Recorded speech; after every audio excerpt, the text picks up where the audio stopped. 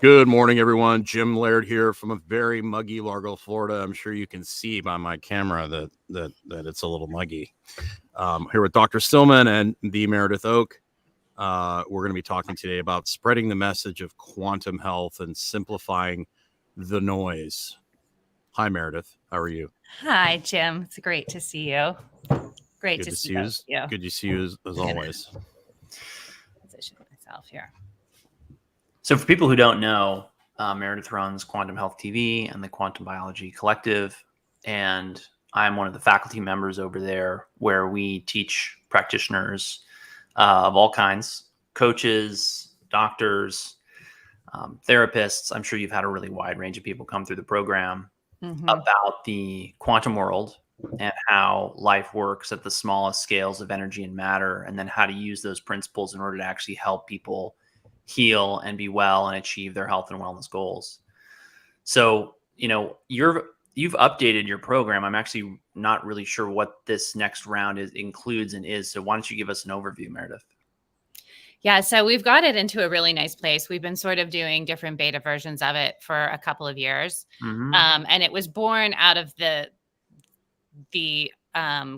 clear science that was emerging. And I was seeing practitioners like both of you who were working with the ideas of quantum health and quantum biology and seeing amazing results. But there was nowhere to learn it because it takes a special sort of person. You're one. Other people, the other members of our faculty are Carrie Bennett and Heather Shepard, who will go out and wade through decades of research and science and then apply it clinically, see what the results are, and make, so you're sort of like creating your own laboratory to test this science. And it's legit, it's real. And then every time, the academic people study it, there's more evidence showing that quantum biology is a legitimate field, but there was nowhere to learn it, right? And it's a little bit too dense for somebody who just wants to feel better. Like they don't need to study quantum biology. So it was, but the practitioners are the people who are on the front lines with all of these crazy chronic illness epidemics where nothing seems to be working. Things that used to work don't work anymore. And they're like, what's going on? And there's this science that exists that explains so much, but there was nowhere to learn it. And you clearly hear that from your practitioners, right, over and over again. We've talked about this, that they feel like their therapeutics are losing their edge somehow, and a lot of them are unsure why. Yes. Yeah. Whether it's acupuncture or supplements or people, it doesn't, medical doctors, they're finding that things that used to be fairly reliably effective there's a certain number of people where it's not working at all, or it's not working as well as it used to, or it works a little bit and then people hit a wall. And so it leads to like a kind of frustration. And what ends up happening a lot of the time is that the patient or the end client sort of internalizes that. Even if the practitioner doesn't say like this worked for everyone else, I don't know what your problem is. Even if they don't say that, it often ends up, there's like a feeling of sort of like shame. And I guess I didn't do the diet hard enough, or I didn't do the things well enough. Like then people start to feel hopeless and like it's their own fault. And it sort of poisons the relationship, which is too bad, because having a practitioner that you trust who really knows what's going on with you is so valuable. And I want that for everybody. So right, I agree. And it's interesting because I came to that revelation, 2017, which is when I fell down this rabbit hole. I was working at a very high-end integrative medicine clinic here in the Tampa Bay area. And I noticed that the young people who should have been getting better, fastest, and easiest weren't. And one of them, because when you're dealing with really sick young people whose families are flying them all over the country and the world in order to try and get them better and shelling out, easily 5, easily 6 figures in a matter of years to try and get them back to a functional state, they're doing all the research for you. They're combing through blog posts and listening to podcasts and reading papers. And a lot of them get, in some respects, deeper into elements of the academic literature than most doctors or practitioners. And I think that's probably why doctors say things like, don't confuse your Google search with my medical doctorate. And then patients come back, don't confuse or don't mistake the MD at the end of your name for minor deity, because, doctors don't know this stuff. Yeah, I had a friend who used to say that a lot of doctors mistake the MD at the end of their name for minor deity. So this patient of mine who'd failed basically everything tells me about this doctor named Jack Cruz. And I start reading his blogs and I say, this is fascinating. This is a whole new level. This is a completely different take. I kind of threw out everything I'd learned, started, working with light and getting outside more. And I saw it working. And then it became very apparent to me that this was why a lot of people were not getting the results that they wanted. But then it also became apparent to me that there's a big difference between understanding the academic side of it and blogging about it and writing about it, which, there's lots of gurus out there offering information on this, but none of them, I shouldn't say none of them, very, very few of them are actually practicing and actually seeing patients or coaching clients. And so a lot of them will come out with these very over the top, very inflammatory statements, and very, they actually create a lot of drama and a lot of anxiety and a lot of division, and they don't offer people practical solutions for their health. Or on the other side of that, I think a lot of people are out there selling things that don't actually solve these problems. And that's just as problematic. There's a lot of people piggybacking on this paradigm in order to sell gear and products that people ultimately don't need. And what I like about what you're doing is that it's very grounded in the science. It's very focused on results and practical applications taken from the literature and then implemented into clinical practice without, just, what's the word I'm looking for? Without basically productizing everything and making it all about, products. Well, and that's the one thing I really appreciate. You have people like Dr. Stillman involved in this that work with real, like everyday people. Like the average person that comes to us spends 95% of their day indoors. So, how do you get them to get more outside time without making them feel crazy? And then, without, we'll have people, they're like, oh my gosh, I didn't get outside at exactly sunrise today. Like, oh my gosh, I'm never, it's like, you're not that fragile. It's okay. Just, do the best you can. It doesn't have to be right as the sun's coming over the horizon. Or people that are like, oh my gosh, I'm somewhere and there's a forest and I can't get the direct sunlight until 8:30. And I'm just like, but you're outside. It's okay. Like, it doesn't have to be perfect. So a lot of the anxiety that influencers, it's sad, but a lot of influencers, they create this anxiety that is actually they create this very toxic dynamic where they're inducing fear in their audience.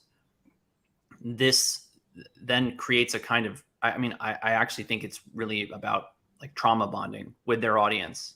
And they basically traumatize them into this, you have to be afraid and there's all these things to worry about and blah, blah, blah. And then these people become very unhinged about, and it's tough not to get a little bit wrapped around the axle with a lot of this stuff because, like cell phones, Wi-Fi routers, these are the new smoking. And so you see this happening. It would be like, it's what I imagine it must have been like to be a doctor who had his head screwed on right and knew that Lucky Strikes were not, a good, healthy habit, no matter what the marketing said.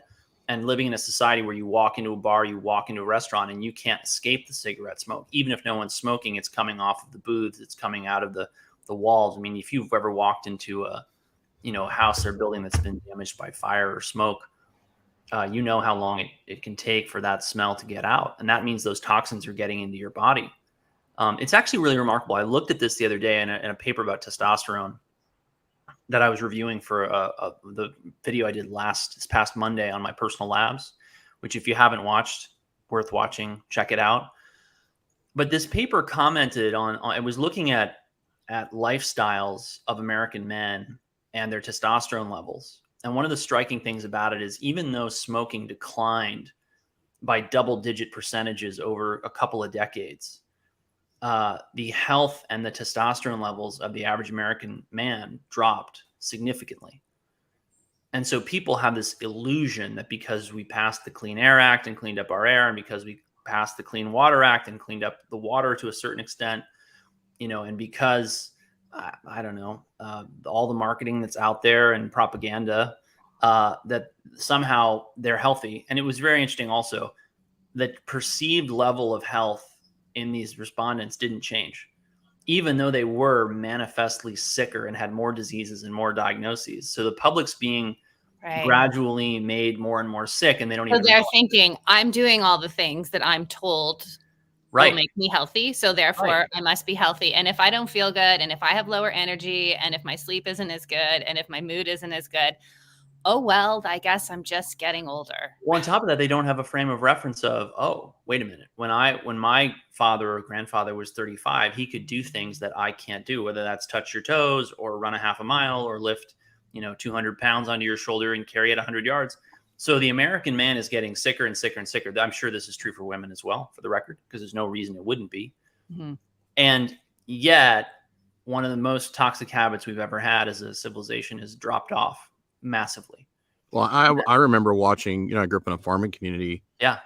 Guys that were ranchers and stuff that smoked all the time and could run circles around everybody because they were just doing so much low-level manual labor all the time. Right. And I mean, that's really the biggie is like, I've seen construction workers outside moving all day long, basically. All day long, and they could run, regardless of their smoking habit, they could run circles around everybody. And so the manual labor part of it, and smoking outdoors is not going to be as bad for you as smoking indoors. It's going to ruffle a few feathers, but it's true. Dr. Cruz would always say, if you're going to have a cigarette, make sure it's outside. It's one of the funny things about smoking is that, it's if you're going outside to do it, just the going outside is healthy for you. Right. Yeah, you might be leveling out. You're leveling it. Outside might be leveling out the detriment of the. Well, that's in the melanoma in southern Sweden trial that we talk about constantly, because they found that the people who smoked the most but spent the most time outside had the same risk of death as the people who smoked not at all but spent the most time inside. Yeah. Which tells you that smoking is the same risk for death increase as staying indoors all the time. As not getting any outdoor. It's remarkable. And our population spends 95% of its days indoors. And we're not recommending 97, smoking, by the way. I do have a good cigar every now and then, but right. No. But it does bring up the point, right, of why understanding human health through the quantum lens or through the quantum biologic lens is so important right now, right? Because we've compartmentalized everything. Like, okay, well, if I don't smoke and I eat this, I'll be fine, right? And in order to truly understand what's going on with somebody, with a client or a patient, like, you have to be able to see a much, much bigger picture, because our environment has changed so much that you literally, like, I don't understand how you can treat people without understanding that at this point. Well, and it's the root. And it's the root. It drove me a little bit insane working in the conventional and the integrative health world, because you'd have these integrative health docs who trained 20, 30 years ago in integrative and functional medicine and whatever else you want to call it. And they know that they need to get their patients on a nutrient-dense diet, and they know that they need to get them to move, and they know that they need to do all this stuff, right? But they build these practices that are based on that. And they don't know anything about light because they stop learning. And you go to these, I went to this conference on environmental medicine once, and none of these, it's indoors, artificially lit.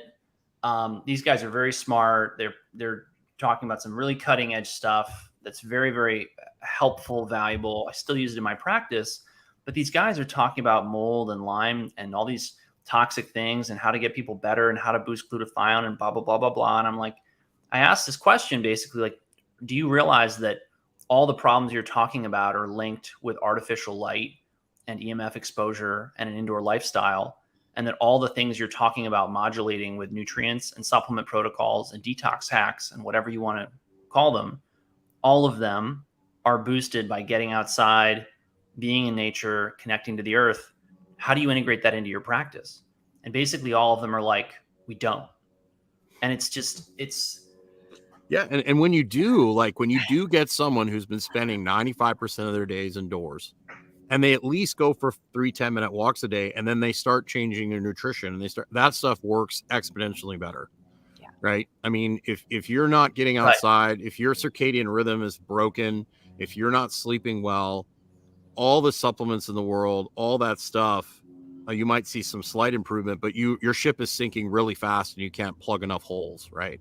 Whereas if you can get people like, and that's why it's so important to learn from somebody like Dr. Stillman, how to get people, like, how do you get this 65-year-old person who's been spending the last 30 years of their life in air conditioning inside? How do you get them to get the habit of getting outside? You just can't tell, like with me in my gym. Like if I would have said, okay, tomorrow we're opening an outdoor gym and that's it, I would have lost 98% of my clients, you know? So what I did is I basically used the 10-minute walks, and I told them about, hey, you need to get outside. I used my gym as a platform. I didn't just shut the doors down and then, you know, open an outdoor gym in the parking lot. The vast majority of the U.S. population isn't even fit enough to work out outside in the heat, not alone, you know. So getting people to learn how to give people doable, chunkable steps is super, super important, and meet people where they are. And a lot of people in this space they don't meet people where they're at. And on that note, so Meredith, walk us through, what's this certification course include? There are modules with me, right? Yeah. I can't remember which ones you well, it's, you know, you guys changed this recently, and I haven't had time to really look over all the details. So what's it include, and what's the goal, and who should enroll? So it's really like a comprehensive, it's comprehensive in so many ways. It goes deep into the science. It goes deep into the practical application of it. It goes deep into how to communicate, because, you know, people come in and you learn all of this deep science for yourself as a practitioner, and then people start talking to their clients about electron chain transport, and it's like, no. So we have coaching calls to, you know, to sort of gauge who's your audience, who are you talking to, how do you really take what you've learned and communicate it in a way that makes sense to other people, but still internalize the important concepts of the science. And, you know, it goes back to what you were both just saying, right? Like it's not about necessarily throwing out anything that you've been doing that's helpful or worthwhile, right? So it's about integrating protocols and integrating ideas that will make whatever you're doing that much more effective. So it's sort of like an expanding of your toolkit, and expanding of, it's like learning a new language, right? And it's like everybody is, all of a sudden we're living in this world where there's a frequency language that our bodies are existing in. And for most people, that language is invisible and incomprehensible. And quantum biology makes it visible and comprehensible. And so it's almost like once people come in and they start learning it, they're like, I can't believe I didn't know this, right? Like, I know. like the mind blowing, the like every single time, and it's from all people, right? Like a medical doctor will come in and be like, I can't believe this is how it actually works. And then an energy worker will come in and be like, I always knew this is how it works. I just didn't have the mechanism to explain why. Right, Well, right. 100 years ago, all the things that we talk about, people did every day. Because they didn't have another option. That's right. You They didn't. not We've use just the light to illuminate your house. Yes. Right. We have just people built who a study world that's acupuncture, no one talks about light because it's such an old modality. You didn't ever need to.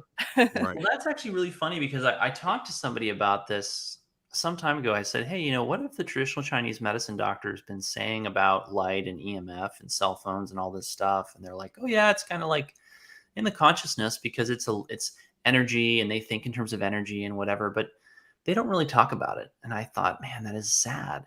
Yeah. But it's, you know, these things kind of sneak up on people. And the thing about visible light is that it's not, your eye is not going to tell you what's different about this visible light or that visible light. You know, like the visible light coming through my window is radically different from the visible light that's coming out of my sauna space photon bulb on my I'll desk. tell you what, my eyes will tell me when I go into Publix at 8 o'clock at night. And if I get my blue blockers, my eyes will tell me. Well, you will adapt, to different lights once you're under them, and you know these things. But without further ado, Meredith, where can people find out more information on enrolling, and how else to get in touch with you and follow you guys? Yeah, so our YouTube is Quantum Health TV. We're on Instagram at Quantum Biology Collective, and quantumbiologycollective.org is where you can get information on all the things. If you're looking for a practitioner, Dr. Stillman's on there in our directory if you need something more, specific. And there's a link to the certification there. And I think you guys also have a link too. We do. It's in the description, and I just posted it in the chat. So yeah. So if you are interested in signing up, please, go into the description on Stillman MD YouTube and click that link.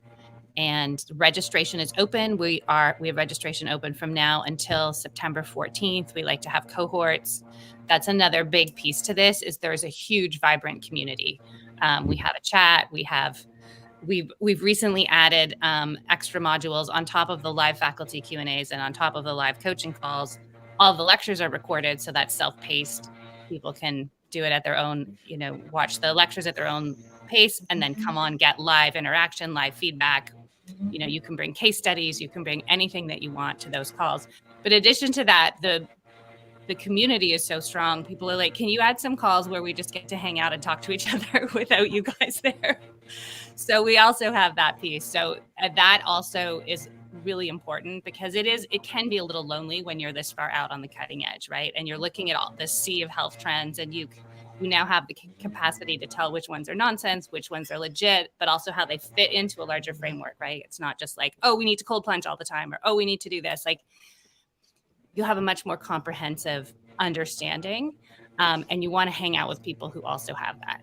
Well, and with everything that's going on in the world right now, having, people that are on the same bandwidth as you is going to become super important for your sanity as well. Yes. Right.